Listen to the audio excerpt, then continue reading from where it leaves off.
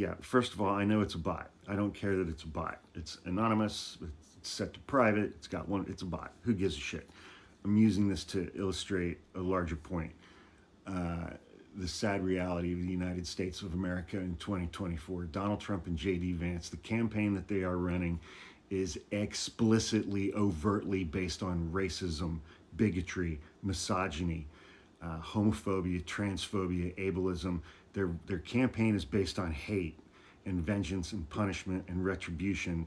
And their campaign is based solely on white nationalism, white power, white supremacy, maintaining white majoritarianism in the United States of America.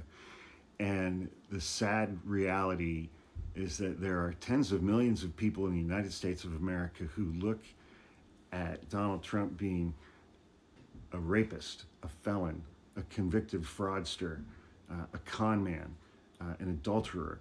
He's got 34 felony convictions. He's awaiting sentencing. He's got 54 felony indictments hanging over his head. He's got 3 more criminal trials coming up in 3 different jurisdictions. He's been impeached twice. He's awaiting sentencing on 34 felonies. He's cheated on every woman he's ever met.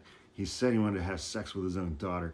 They look at all of that shit and they're like, whatever, as long as he will maintain my position, my station in life in the United States of America in 2024 as a straight white Christian, I'm fine with all of that.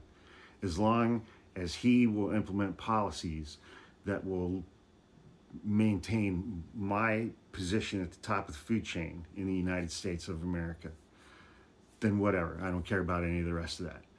That's the reality. I mean, the reality is that if Donald Trump gets reelected, I'm going to be fine. I'm going to be completely fine. I'm a straight, cisgendered white man, over 6 feet tall with a law degree. I'm not married. I don't have kids. I earn a very good income. I will be completely fine under a second Trump term. And, you know, but the reality is it's like, you know,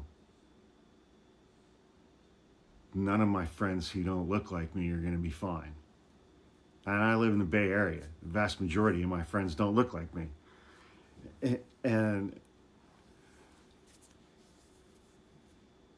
you know, then, you know, that if Donald Trump gets reelected, then there's going to be a choice for people like me. Are we going to sit back and just be fine because we will be fine?